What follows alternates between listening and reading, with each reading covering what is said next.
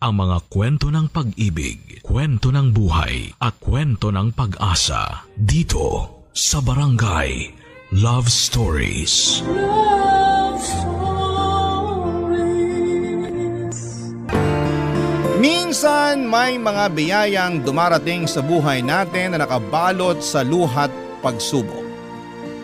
Hindi ito simpleng biyaya lamang na panandalian lang, kundi isa itong panghabang buhay na aral at kapayapaan para sa ating puso. Ikaw kabarangay, anong klaseng biyaya ang dumating sa buhay mo na nagtuturo sa iyo ng isang mahalagang leksyon?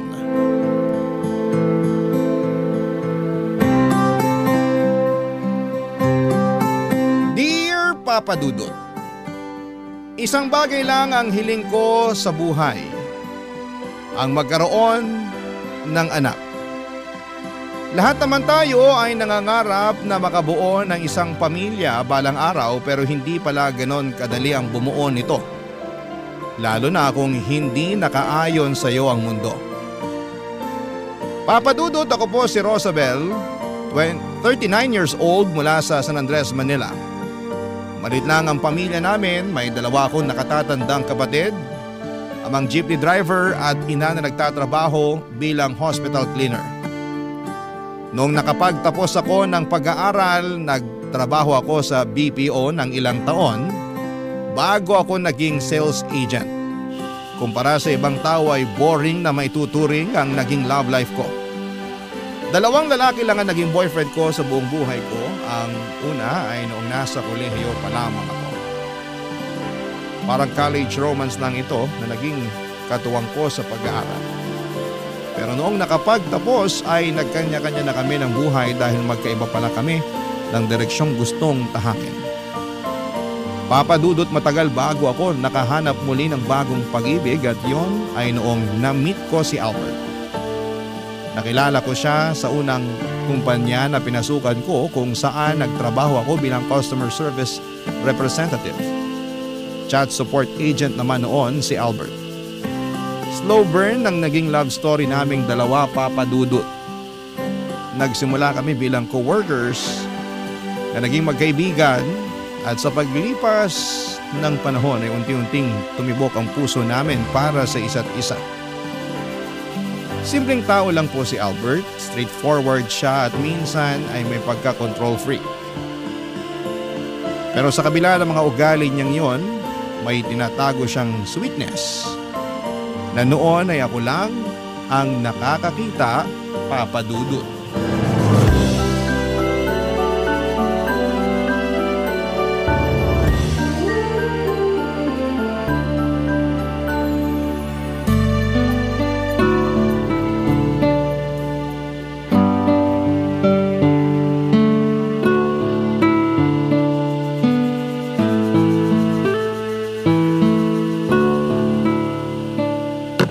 Hala, sige, fast food na naman.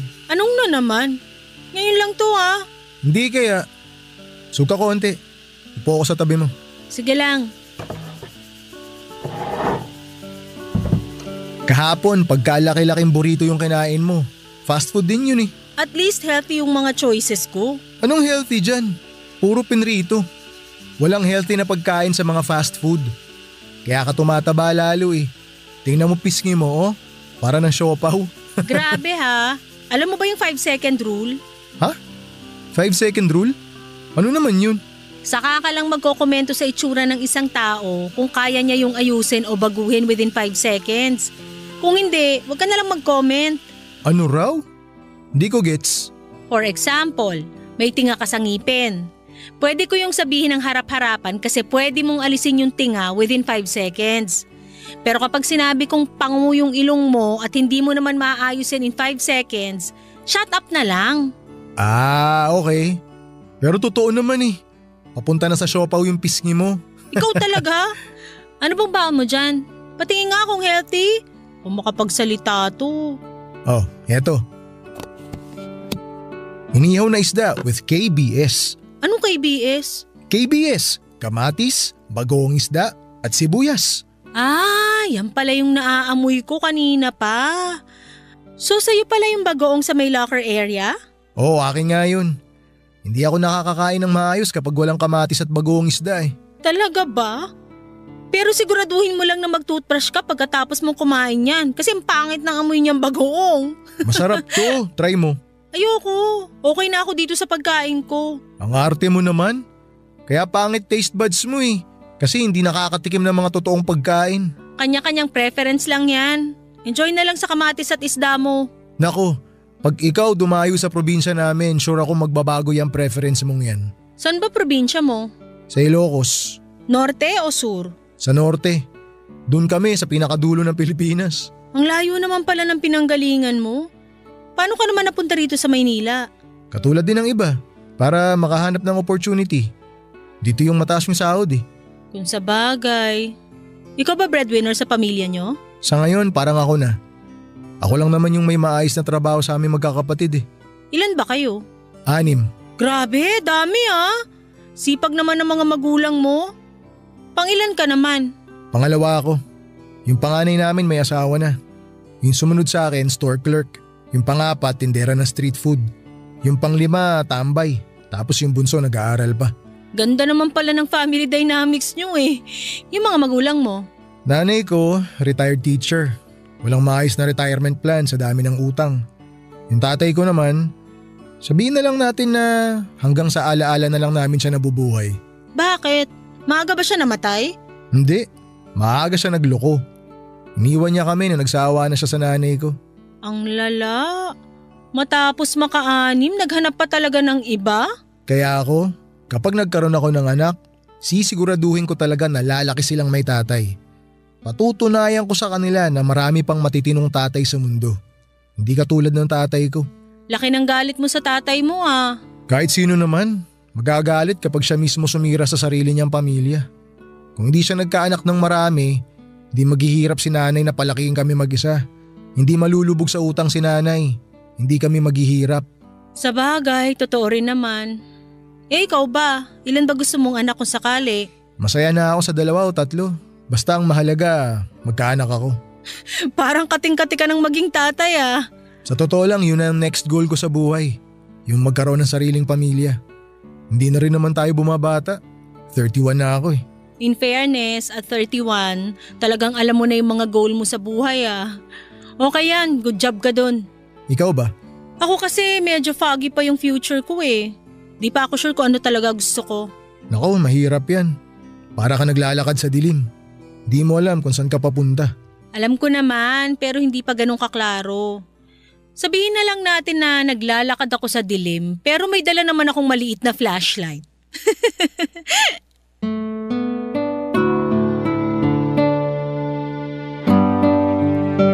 Mapadudot maliit na lalaki lamang si Albert, 5'4" siya at mas matangkad ng 2 inches kesa sa akin. Pero sa kabila ng kakulangan niya sa height ay bumawi naman siya sa personality. Mabait siya at joker kaya mabilis niyang nabihag ang puso ko. Kapag naman nagseryoso siya ay lumalabas naman ang pagiging alpha niya. Mataas ang kumpiyansa niya sa sarili at may tiwala siya sa kakayahan niya. Assertive siya, charismatic at mahilig magpakita ng authority. Yun ang side niya na pinaka nagustuhan ko sa kanya, Papa Dudut. Pakiramdam ko kasi kapag magkasama kaming dalawa ay sobrang safe ko, kayang-kaya niya akong ipaglaban sa mga tao. Hindi ko na kailangang magpagod dahil laging si Albert ang nagmamando sa lahat. Gusto niya kasi na dapat ay laging nakaayon sa kanyang mga bagay basta tungkol sa kanya ang pinag-uusapan. Matapos ang halos 1 taon namin bilang magkatrabaho at magkaibigan ay agad-agad na inamin sa akin ni Albert na gusto niya akong ligawan. Nakita raw kasi niya na bagay ako bilang ina ng mga magiging anak niya. Marunong daw kasi akong makinig, sumunod at medyo may pagka people pleaser din. Tinanong ako ni Albert kung may pag-asa ba raw siya. Kapag niligawan niya ako para kung wala ay hindi na raw siya magsayang pa ng oras. May nararamdaman ako para sa kanya noon kaya nung nalaman niya ito ay niligawan niya ako kaagad, Papa Dudut. Para po kaming love team noon sa trabaho, pero kahit na ganoon ay tinago namin ang relasyon namin dahil ipinagbabawal nila noon sa kumpanya ang magkaroon ng office romance dahil baka makaapekto raw ito sa trabaho namin. Hindi ko rin naman masyadong pinahirapan si Albert sa panliligaw niya. Alam ko rin naman kasi sa sarili ko na mahal ko na siya ng mga panahon na yon. Kaya sinagot ko rin siya kaagad pagkatapos maging kami ay naging matatag ang relasyon namin kahit na lumipat na ako ng trabaho sa susunod na taon. Pagsabit ng 3rd anniversary namin ay nagpunta kaming dalawa sa Boracay para doon mag-celebrate ng pagmamahala namin, Papa Dudut.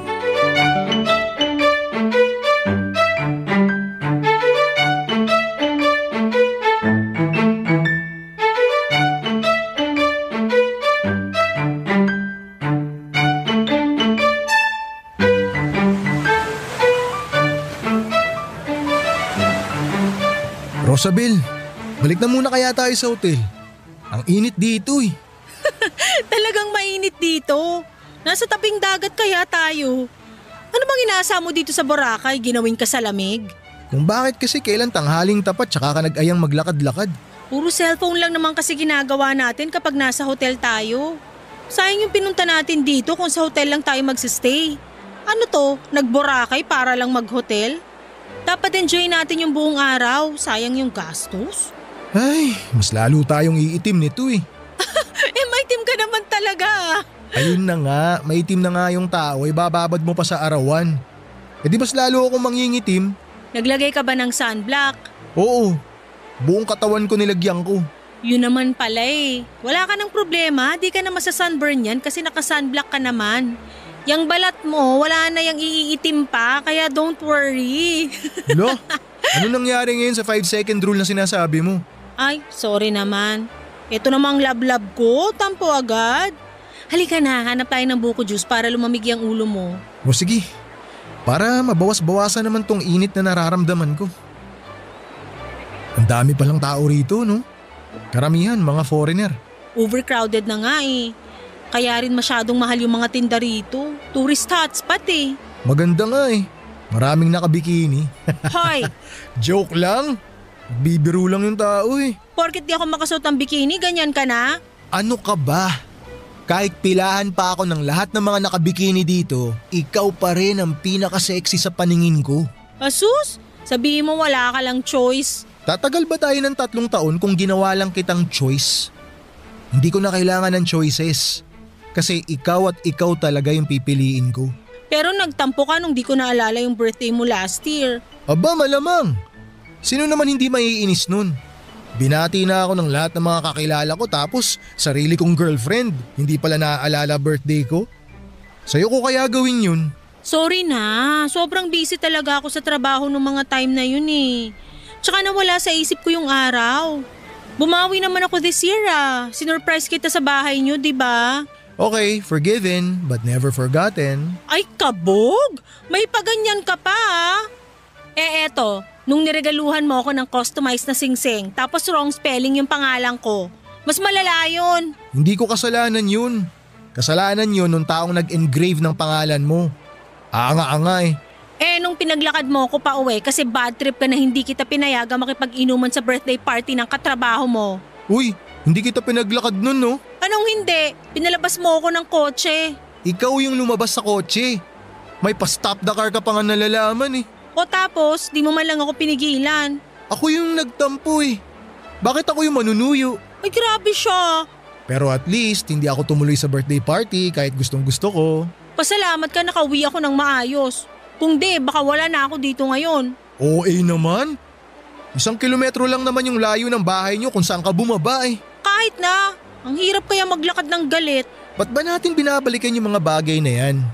Past is past. Dapat kalimutan na natin yung mga yan. Yan yung mga memories natin na bumuo sa relasyon natin. Dapat lang alalahanin natin yung mga yun. Kaya nga may anniversary celebration tayo eh, para balikan yung magaganda at maling nagawa natin the past years. For improvement, kumbaga. Ano yan? Yearly report? Diba? Para kakaiba. Nabasa ko na para magtagal ang isang relasyon, dapat laging may ginagawa tayong pakulo para iwas boredom. Baka next year may pa-PowerPoint ka na rin dyan ha? Ay, ewan ko sa'yo. Basta masaya lang ako na despite sa mga awayan, tampuhan at sagutan natin itong mga nagdaang taon, nananatiling matatag pa rin tong relasyon natin. Ganun naman talaga kapag totoong nagmamahalan eh. Ano man ang mangyari, nagkakapatawaran pa rin sa huli. Kasi nga, mahal niyo yung isa't isa. Tama yan.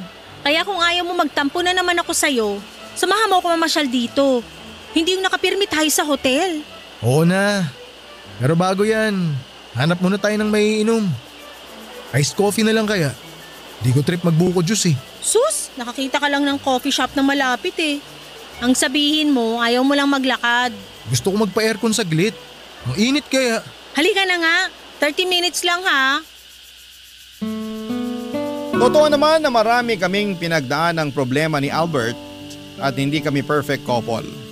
Magkaiba kasi ang personality naming dalawa kaya minsan ay nagkakaroon kami ng conflict. Pero dahil naman sa pagiging open-minded namin ay naaayos pa rin ang mga gulo namin kahit papaano. Pero ang hindi ko alam, malit na bagay lang pala ang mga problemang pinagdaanan namin nitong mga nagdaang taon kumpara sa paparating pang problema na kahaharapin namin sa mga susunod na taon. 2 taon pa ang lumipas bago nag-propose sa akin si Albert. Sales agent na ako noon, samantalang nananatili naman si Albert sa BPO pero sa ibang company na siya nagtatrabaho noon.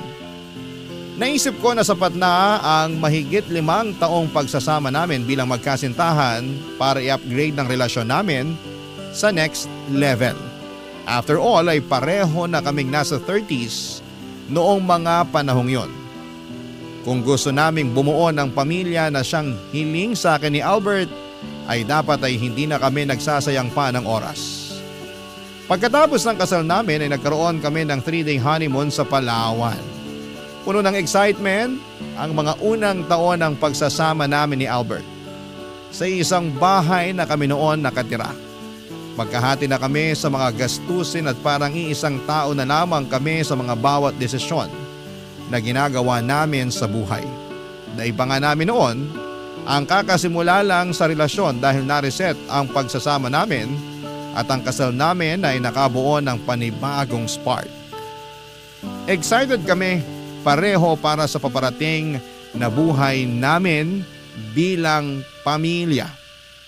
Kaso nga lang ang inaasahan namin na mabubuong pamilya ay hindi agad dumating. Papadudot. Doon na po nagsimula ang problema sa aming dalawa. Barangay Love Stories. Barangay Love Stories. 2 taon, 3 taon, 4 na taon. Kahit na anong subok namin ni Albert ay hindi kami nabiyayaan ng anak. Ginawa na namin ang lahat at bawat subok namin ay lagi kaming biguan. Doon ko na napansin ang unang crack sa relasyon naming dalawa, Papadudot. Nagsimula ang lahat sa mga simpleng bagay na laging kinakairita ng asawa ko. Palagi nitong ginagawang big deal kahit mga kaunting pagkakamali ko lamang. Katulad na lamang kapag nag-grocery ako at may nakalimutan akong bilhin na pinabibili niya o di kaya kapag umulan at nawala sa isipan ko ang mga sinampay. Lagi niyang ipinamumukha sa akin na sobrang incompetent ko raw bilang asawa. Mga simpleng bagay lang na hindi ko pa raw magawa ng maayos. Pero alam ko kung saan nanggagaling ang galit na yon ni Albert. Hindi siya galit dahil nakalimutan kong bilhin ang gusto niya o di kaya nabasa ang mga sinampay or nabasa ang mga sinampay namin. Galit siya dahil hindi ko nagagawa ang trabaho ko bilang asawa at yon ay ang bigyan siya ng anak. Masakit po para sa aking masaksihan kung paano unti-unting nagbago ang pakikitungo sa akin ng asawa ko dahil lang hindi ko siya mabigyan ng anak. Nawala na ang pagiging sweet nito at lagi nang nakatuon ang atensyon niya sa ibang bagay katulad ng panonood ng TV at pagtambay sa labas kasama ng mga kaibigan nito. Hindi na siya naglalaan ng oras para makasama ako at hindi katulad noon na ayaw man lang niyang malayo sa akin. Dahil hindi kami magkaanak at para bang ang pagmamahal niya sa akin ay nawawala na rin. Para na nga lang kaming mag-boardmates noon na nakatira sa isang boarding house kung magturingan. Kapag nakaalala, saka na lang kami gumagawa ng mga tipikal na bagay na ginagawa ng mag-asawa, pero pagkatapos noon ay balik ulit kami sa dati na walang pansinan. Ginagawa ko naman ang best ko na magpakaasawa kay Albert, pero lahat ng efforts kong yon ay nababaliwala dahil hindi ako makapagbuntis. Noong hindi ko na kaya ang ginagawa sa akin ni Albert ay kinausap ko siya. Sa pag-asang baka maayos ko pa ang gusot sa pagsasama naming dalawa, Papa Dudut.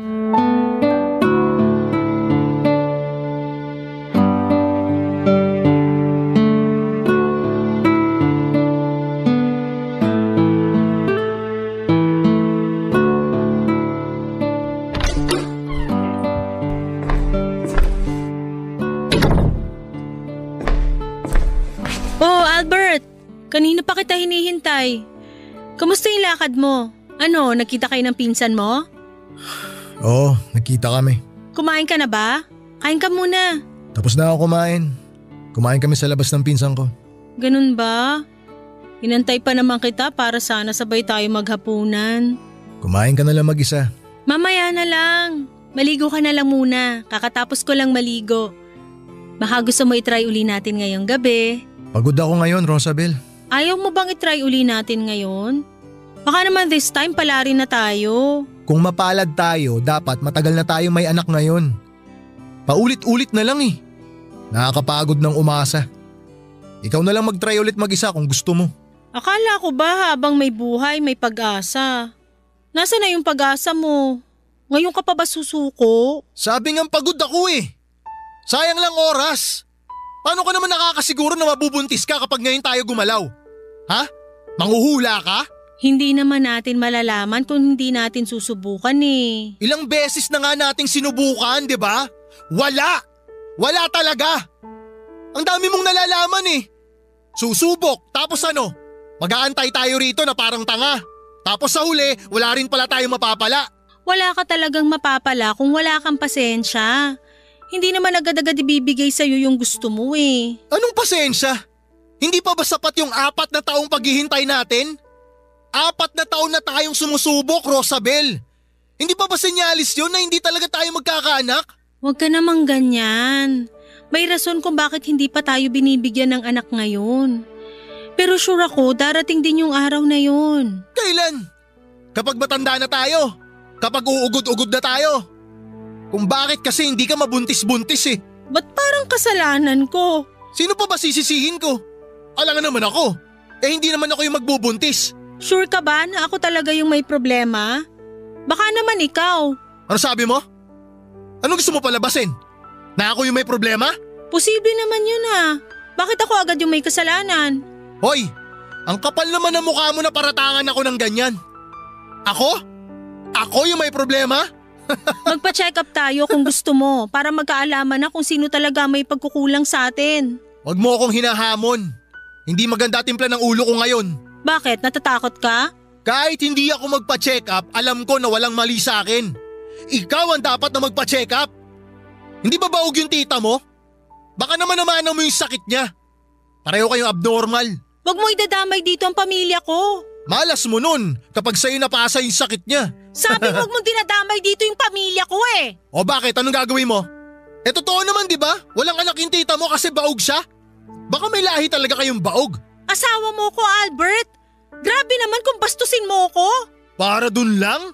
Nabastos ka na agad? Alam mo kung ano mas nakakabastos? Yung hindi mo ako mabigyan ng anak. Trabaho mo yun bilang babae. Pero hindi mo man lang magawa. Sumusobra ka na talaga. Dahil lang doon di mo na ako magawang irespeto.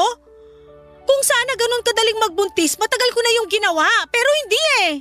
Hindi pwedeng ako lang. Kailangan kita, Albert. Pero kung ganyan di lang ang turing mo sa akin, taga-buo lang na magiging anak mo, mas mabuti pa nga siguro na wag na lang tayong magkaanak. Yan, sige. Panindigan mo yung pagiging walang kwenta mo. Ako yung walang kwenta? Eh ikaw tong sumuko na. Pwede ba tama na? Sawa na ako sa mga kadramahan mo sa buhay. Pagod ako. Wala akong oras para sabayan ka sa pagngangawa mo dyan. Ibang klase ka. Kung alam ko lang na ganito pala gagawin mo sa akin, sana… Sana ano? Sana hindi mo na lang ako pinakasalan? Eh di hiwalayan mo ako kung gusto mo. Ay. Kung pagod ka na, magpahinga ka na. Mag-usap na lang tayo kapag pareho ng malamig yung ulo natin. Mabuti naman, nagkaroon ka na rin ng maayos na desisyon sa buhay. Pagod yung tao kung ano-ano pinagsasabi mo. Matulog ka na nga. Sa mga sumunod na buwan ay mas lalong lumayo ang loob sa akin ni Albert, Papa Dudut. Hindi ko na alam ang gagawin ko noon at para bang napakalaking kasalanan sa parte ko na hindi kami makabuo. Araw-araw ay parang sinasaksak ang puso ko tuwing nakikita kong dahan-dahan nang nawawala ang pagmamahal sa akin ng asawa ko. Bawat may pagkakataon ay laging pinamumukha sa akin ni Albert kung gaano ako kawalang kwenta bilang isang asawa. Dahil hindi ko magawa ang trabaho ko bilang babae at yon ay ang magdala ng bata sa sinapupunan ko. Medyo unfair na sa akin, laging napupunta ang sisi sa problema naming mag-asawa. Pero dahil mahal ko si Albert ay iniintindi ko na lamang siya. Ramdam na rin kasi namin ang pagtakbo ng oras.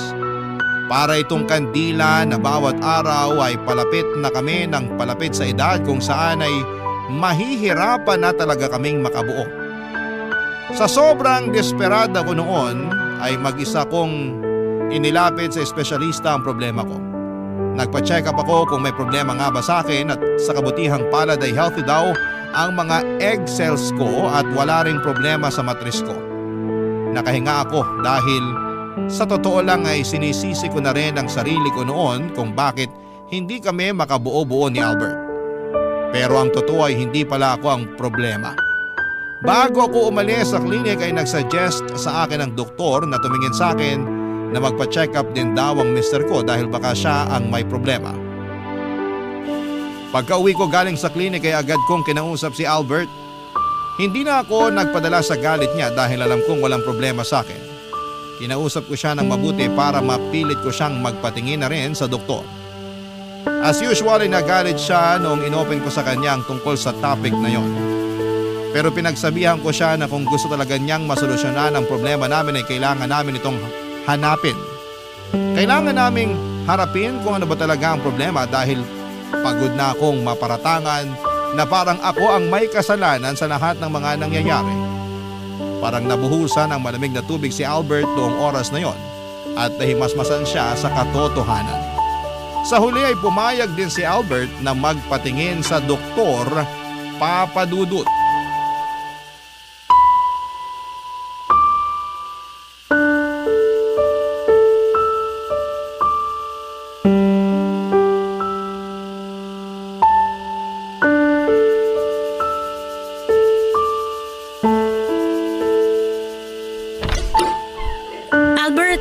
Kamusta yung lakad mo sa klinik? Anong sinabi ng doktor na tumingin sa'yo? Maupo muna tayo. Sige. May masamang balita ka bang natanggap? Di ba nung last week, nagpa-evaluate ako sa klinik? Nagkaroon sila ng semen testing. Oo. Gusto nga sana kitang samahan kaso sabi mo mas gusto mo mag-isa na lang. Nung nakaraan, dumating na yung resulta. Sinabi ng doktor na mababa raw yung sperm count ko. Sperm count? Anong ibig sabihin kapag ganun? Ang pagkakapaliwanag, kapag mababa raw yung sperm na lumalabas sa akin, hirap daw makarating yung sperm sa egg cell. Kaya nahihirapan tayong makabuo kasi ako yung dahilan, hindi ikaw. Totoo yung hinala mo. Totoo yung sinabi mo na ako nga yung may problema, hindi ikaw. Albert? Pasensya ka na kung sa'yo ko binaling yung sisi ha. Ikaw ang sinisisi ko kaya hindi tayo magkaroon ng anak. Nahihiya tuloy ako na ikaw yung pinagbintangan ko tapos ako pala yung abnormal. Hindi ka abnormal. Huwag mong isipin yan. Habang pauwi ako kanina, biglang bumalik sa isip ko yung mga araw na sinusungitan kita. Sobrang lala ng pagtrato ko sa'yo nun. Wala na ako mukhang may haharap pa sa'yo. Naiintindihan ko naman yun eh. Frustrated ka kaya mo nagawa yung mga bagay na yun. Alam ko naman kung gaano mo ka gustong magkaroon ng anak eh. Naiintindihan kita. Mapapatawad mo pa ba ako sa mga nagawa ko? Never naman ako nagtanim ng galit sa'yo eh. Hindi ko dinibdib yung mga salitang binitiwan mo sa akin. Kasi alam ko naman na hindi yun galing sa puso mo. Yung init ng ulo mo yung nagsasalita nun, kaya naiintindihan ko. Oh, so ano raw yung rason kung bakit mababa yung sperm count mo? Nagpa-blood test ako kanina. 2 to 3 days pa raw lalabas yung resulta pero ang hinala ng doktor, baka raw may hormonal imbalance ako kaya mababa yung sperm count ko. Magagawan pa naman siguro ng paraan yung problema natin, di ba? May sinabi ba sila kung paano gagamutin yung kaso mo? Kung hormonal imbalance nga, madadala naman daw yun sa gamot. Basta depende sa kung ano yung kalalabasan ng blood test ko. Sana magamot para maayos na yung problema natin. Ang sabi sa akin, tatagal ng hanggang 6 months yung gamutan bago makakita ng improvement. Kung ikukumpara yun sa ilang taong paghihintay natin, maikli lang yung 6 months. Kung ito na yung magiging sagot sa problema natin, kayang-kaya naman siguro nating maghintay ng 6 na buwan, di ba? Kakayanin, pero sana naman sa pagkakataon na to, mapagbigyan na tayo. Ang hirap kasing maghintay para sa wala eh. Magtiwala ka lang. Ito na yon, nararamdaman ko na. Magtiwala lang tayo. Paano mo nagagawa yan? Ha? Ang alin? Bakit lagi kang punong-puno ng pag-asa kahit na sobrang dami na nating pinagdaanan? Saan ka humuhugot ng pag-asa? Kasi naniniwala ako na lahat ng mga nangyayari sa buhay natin may rason. Kailangan lang nating magtiwala sa plano ng Diyos. Trust the process, ika nga nila, 'di ba? Patience and faith lang ang kailangan natin. Sana maambunan din ako ng ganyang klaseng pananaw sa buhay. Ang gaan siguro sa pakiramdam na laging positibo yung tingin mo sa mundo. Ganito kasi yan. Dapat isipin mo na lang na laging bilog ang mundo, which is totoo naman. Pero kung i-relate mo siya sa buhay, parang mundo lang din yung buhay natin na paikot-ikot lang. Sasabihin ko sana na minsan nasa tuktok, minsan nasa ilalim, pero masyado ng cliche yun eh. Sabihin na lang natin na may times na madilim yung mundo natin, pero darating din yung time na liliwanag din ang lahat. Parang araw at gabi, paikot-ikot, paulit-ulit. Ngayon, nasa madilim na parte tayo ng buhay natin, pero sure akong yung dilim na dinaranas natin ngayon, mapapalitan din ng liwanag. Ang hirap. Paano kung di na tayo makalabas sa dilim na sinasabi mo? Paano hindi? Nasa bukang liwayway na tayo oh. May sagot na sa mga problema natin. Kailangan na lang nating gawan to ng solusyon. Unti-unti na nating nakikita yung liwanag na hinihintay natin. Sana nga. Sana dumating na yung liwanag para sa ating dalawa.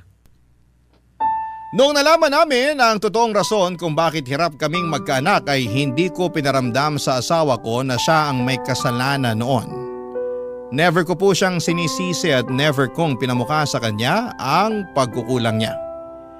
Hindi tulad ng ginagawa niya sa akin noon, sa halip ay nagsimula kami ulit. Ngayong alam na namin ang dahilan ng lahat ay sinubukan naming sindihan ulit ang malamig naming relasyon. Binalik namin sa dati ang pagmamahal namin sa isa't isa na unti-unting nabaon dahil sa problemang pinagdadaanan naming dalawa. Unti-unti ay bumalik ang pagiging sweet ni Albert, Papa Dudut. Napasobra nga ito sa puntong para na akong donya sa sarili kong pamamahay dahil araw-araw niya akong pinagsisilbihan. Nakakatuwang makita na bumalik na ang mga ngiti sa labi ng asawa ko. Yun ang klaseng buhay ang gusto kong makita at maranasan, yung lagi kaming masaya at puno ng pag-asa. Nagsimulang sumailalim sa treatment si Albert noong nalaman naming hormonal imbalance nga ang rason kung bakit hindi kami makabuo. Binago rin niya ang lifestyle niya at nagkaroon siya ng bagong diet para mapahaba or mapababa ang timbang niya. Nang mga panahong yun ay medyo lumalaki na rin kasi si Albert at isa yon sa rason kung bakit daw siya nagkakaroon ng hormonal imbalance. Matapos nga ang mahigit 1 taong treatment ay nakatanggap din kami sa wakas ng isang magandang balita, Papa Dudut. Ilang taon naming hinintay ang balitang may laman na ang tiyan ko. Ang panalangin kong mabuntis ay binigay na sa amin ng Panginoon sa wakas. Sobrang saya namin ni Albert noon, pero kasama ang magandang balitang ito ay ang pagiging maselan ko sa pagbubuntis. Dahil na rin po sa edad kong ito, Papa Dudut. Barangay Love Stories. Barangay Love Stories. At dahil parang milagro na para sa amin ang pagdadalang tao ko ay daig pa namin ang nanalo sa loto ng mga panahong yon. Sa sobrang saya ni Albert ay nag-imbita pa siya ng mga kamag-anak at kaibigan sa bahay para pagsaluhan ang magandang balita na dumating sa buhay namin. Ang problema nga lang, Papa Dudut, ay masela ng pagbubuntis ko. Dahil dito ay naging extra careful kami ni Albert sa lahat ng bagay. Nag-resign po ako sa trabaho para mas matutukan ko ang kalusugan ko. Mula sa mga unhealthy food, mabibigat na gawaing bagay, pati na rin sa mga panonood ng nakaka-stress na teleserye ay iniwasan ko ang lahat ng yon. Ginawa ko ang best ko para maging komportable sa katawan ko. Hindi rin ako masyadong lumalabas noon dahil na rin sa kapraningan. Sinabi ko sa sarili ko na hindi ko sasayangin ang once in a lifetime na opportunity na dumating sa buhay namin. Hanggang sa isang araw, ang opportunity na dumating para sa amin ay literal na nadulas mula sa mga kamay namin, Papa Dudut. Tanghaling tapat noon at kakalis lang ni Albert papunta ng trabaho, umuwi siya during lunch break para dalhan ako ng pagkain. Pagkaalis niya ay nagpunta ako sa second floor ng bahay namin para sana maligo dahil sobrang init noong araw na yon. Pagkatapos kong maligo habang pababa ng hagdan ay nadulas ako sa hakbang ko at isang baitang ang nalampasan ko. Para akong bola na tumalbog-talbog sa hagdanan papunta sa may sahig.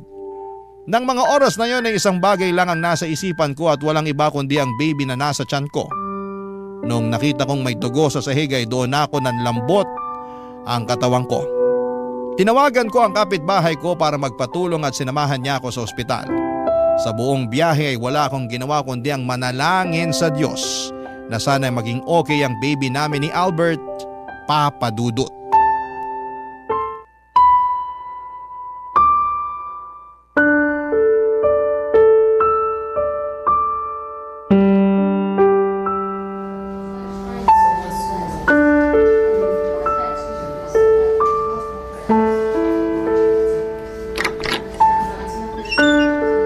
Rosabel!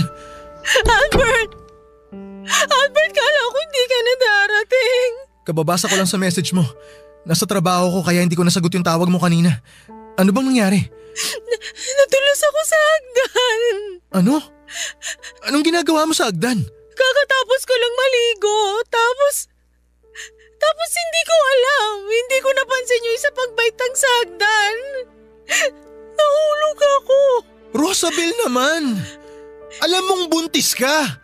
Mag-iingat na lang yung gagawin mo, hindi mo pa nagawa ng maayos? Bakit nandito ka sa ospital ngayon?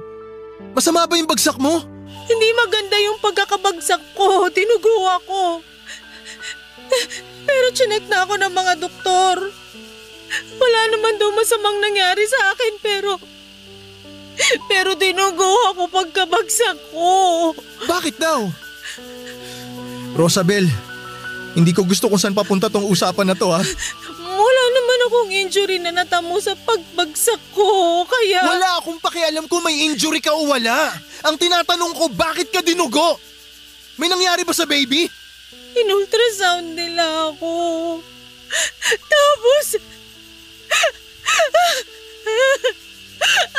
Tapos ano? Magsalita ka! Walang yan naman oh! Wala na raw heartbeat yung baby natin! Ano? Rosabel, anong ginawa mo? Ang bobo mo talaga! Huwag mo ako hawakan! Baka kung ano magawa ko sa'yo! Nag-iingat naman ako eh! Hindi ko alam kung paano… Ang tagal nating hinintay to! Alam ko! Hindi ko naman ginusto yung nangyari eh! Hindi ko karne? Madudulas ka sa hagdan? Sa lahat naman ng pwedeng mangyari sa'yo, yun pa talagang ikamamatay ng anak natin yung ginawa mo? Hindi ko ginusto yung nangyari. Walang ina ang gugustuhin makunan, Albert. Bakit kasi hindi ka nag-iingat? Ang tagal kong ipinanalangin na magkaroon tayo ng anak, Rosabel. Tapos ganito lang yung mangyayari. Ako rin. Gusto ko na rin magkaroon ng anak. Matagal ko nang dalangin yun. Kung alam mo lang kung gaano ko gustong mabigyan ka ng anak para lang mapanatiling maayos yung relasyon natin. Pero anong ginawa mo? Nasa kamay na natin yung bagay na hinihiling natin. Abot kamay na natin eh. Tapos sinayang mo lang. Naiintindihan mo ba kung gaano kalala yung ginawa mo? Oo na! Kasalanan ko na!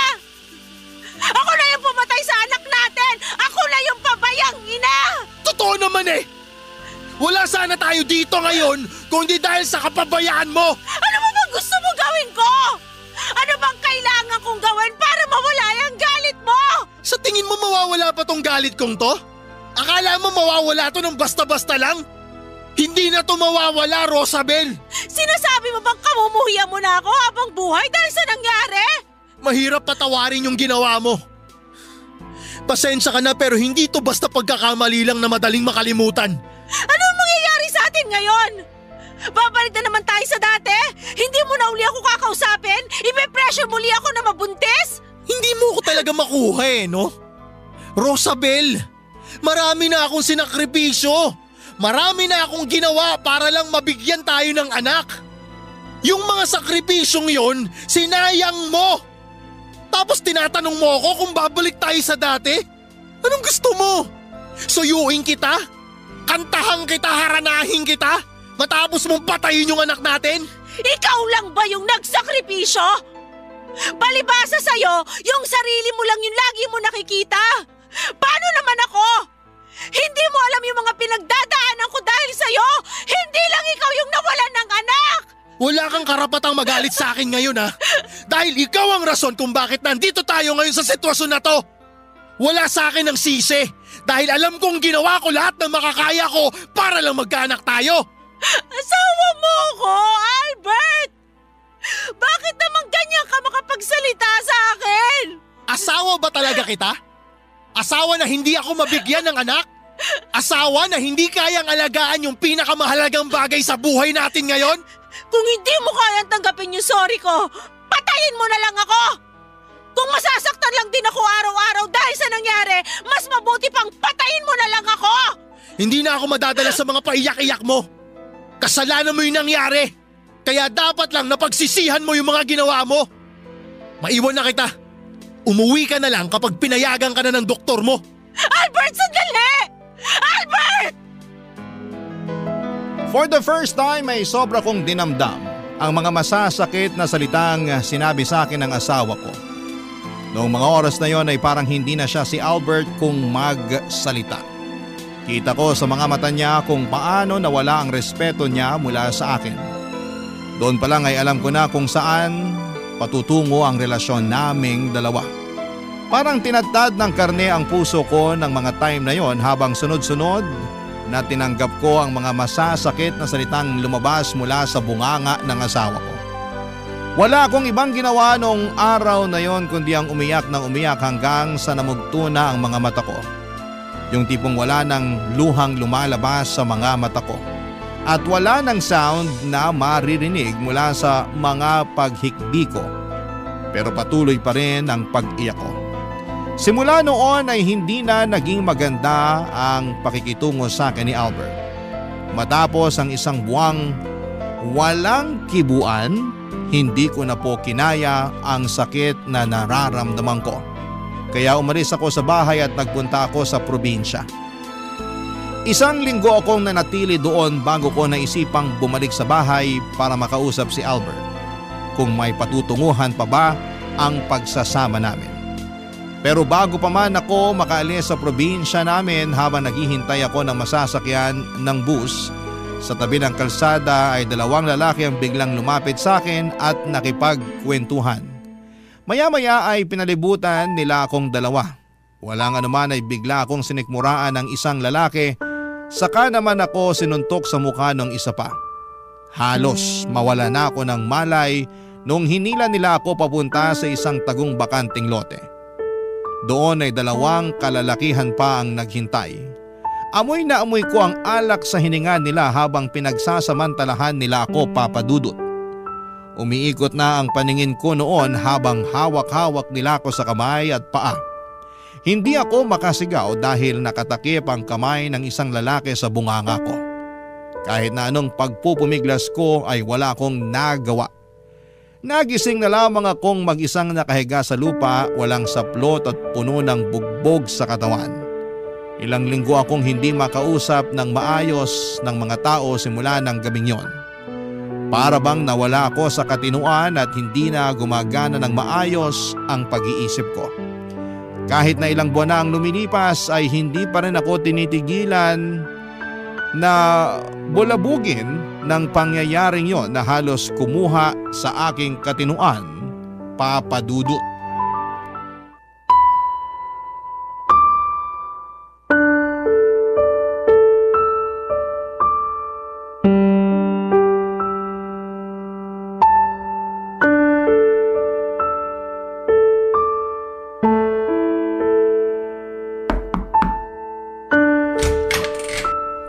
Rosabel, lalabas ako ng bahay. May gusto ko bang ipabili? Wala. Baka gusto mong sumama sa akin mag-grocery. Ilang buwan ka na rin hindi lumalabas ng bahay. Antay na lang kita rito. Natatakot ka pa rin ba dahil sa nangyari? Wala ka nang dapat ikatakot. Nahuli na yung mga gumawa nun sa'yo, di ba? Sa tulong ng CCTV, nalaman nila yung mukha ng 2 lalaking dumakip sa'yo. Kaya natuntun din yung iba pa nilang kasama. Magkakasama na sila sa kulungan ngayon. Makulong man sila o hindi, hindi na magbabago pa yung nangyari. Habang buhay ko nang papasanin to hanggang sa mamatay ako. Alam kong mahirap yung pinagdadaanan mo. Pero kailangan na nating mag-move on. Patuloy pa rin namang umiikot yung mundo sa kabila na nangyari. Hindi pwedeng ganito ka na lang palagi. Huwag mong pagsarahan yung mga taong concern sa'yo. Ako yung kinukulit ng pamilya mo Naririnig mo ba yung sinasabi mo? Inabuso ako ng 4 na lalaki. Tapos sasabihan mo ako mag-move on na lang? Hindi naman sa ganun. Ang ibig kong sabihin… Buntis ako. May laman yung tiyan ko ngayon. Ano? Buntis ako at hindi ikaw ang ama nitong dinadala ko. Anong ibig mong sabihin? Nabuntis ka ng isa sa mga lalaking yon? Sino pa ba makakabuntis sa akin kundi sila lang naman, di ba? Hindi nga tayo nag-uusap bago yun nangyari Kung hindi pa ako pinagsamantalahan, di ka magkaka-concern sa akin. Sigurado ka ba? Sigurado ka na buntis ka talaga? Pati ba naman dito hindi mo ako papaniwalaan? Hindi, gusto ko lang makasiguro. Anong kasiguraduhan pa ba yung gusto mo? Gumamit ako ng pregnancy test para malaman kung buntis ako. Positive yung lumabas, 2 beses. Anong plano mo ngayon? Anong gagawin mo sa bata? Hindi na kailangan pag-isipan yan. Ipapalaglag ko to hanggat maaga pa. Bakit mo naman gagawin yun? Walang kasalanan yung bata. Huwag mo siyang idamay. Wala rin akong kasalanan, Albert. Bakit kailangan ko maranasan to, ha? Sabihin mo, bakit? Kumalma ka nga muna, Rosabel. Oo, masakit yung nangyari sa'yo. Hindi mo deserve yun. Pero nakamit mo na yung hustisya. Nakulong na yung mga sumalbahay sa'yo, di ba? Ngayon, tingnan na lang natin sa mas positibong pananaw yung nangyari. Buntis ka. Hindi ba good news yun? Anong pinagsasasabi mo? Anong good news dito sa pinagbubuntis ko? Ito na yung chance natin para magkaroon ng anak. Hindi tayo pinalad nung una, pero sa pagkakataong to, may chance na ulit tayo maging mga magulang. Hindi mo ba naisip yun? Seryoso ka ba sa mga pinagsasasabi mo ngayon? Please, sabihin mo nagbibiro ka lang. Seryoso ko, Rosabel. Chance na natin to. Kahit hindi ako ang ama niyan, tatanggapin ko yung bata sa tiyan mo na parang akin. Nakakadiri ka! Wala kang pinagkaiba sa mga lalaking bumastos sa pagkatao ko. Paano mo nasasabi yung mga bagay na yan ang nakangiti? Yung asawa mo, pinagsamantalahan, nabuntis ng kung sino man sa isa sa kanila tapos ang nasa isip mo ngayon, magiging tatay ka na sa wakas? Anong klase ka, Albert? Hirap na akong bumangon dito. Hindi ko na alam kung paano ko ipagpapatuloy itong buhay ko. Tapos ngayon makikita kitang excited dahil nabuntis ako ng rapist ko? Huwag mo naman sana ako ma-misinterpret. Siyempre, concerned din naman ako sa kapakanan mo. Masakit din para sa akin yung nangyari sa'yo, pero kahit ano pang gawin natin, wala na tayong magagawa pa. Nangyari na eh. Pero may magagawa pa tayo sa mangyayari pa lang. Lumabas ka na! Tapos na tayo sa usapang to! Rosabel naman. Umalis ka sa harapan ko! Please Rosabel, pag-isipan mo to ng maigi. Huwag mong pairalin yung galit mo. Bata yan. Kahit papano, biyaya pa rin yan ng may kapal. Labas! Lumayas ka sa harapan ko! Uy, kasalanan na magpalaglag. Tandaan mo yan. Umalis ka na sabi ko, di sisipain ko yung mukha mo! Sige, alis na. Iiwan na kita mag-isa. Pero sana makapag-isip ka ng maayos.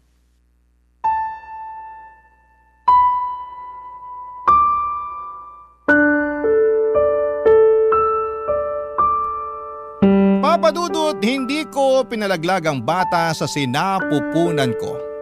Kahit papaano ay may takot din naman ako sa Diyos at alam kong kasalanan ang kumitil ng buhay ng isang batang walang muwang. Ipinanganak ko ito pero hindi ko siya itinuring na anak dahil hindi ko po yun ginusto. Ang ginawa ko ay pinaampon ko ang bata sa mga taong alam kong maalagaan siya ng maayos. Dahil kung ako ang tatanungin ninyo ay hindi ko kayang magpakaina sa batang niluwal ko dahil pinapaalala lamang niya sa akin ang masamang pangyayaring sumira sa pagkatao ko. Hanggang ngayon, dala-dala ko pa rin ang trauma ng mga nangyari sa akin. Para po itong balat na nakapaskil sa utak ko at kahit na anong gawin ko ay hindi ko na ito makakalimutan pa, Papa Dudut. Simula noong nangyari yon ay nagkaroon ako ng takot sa mga lalaking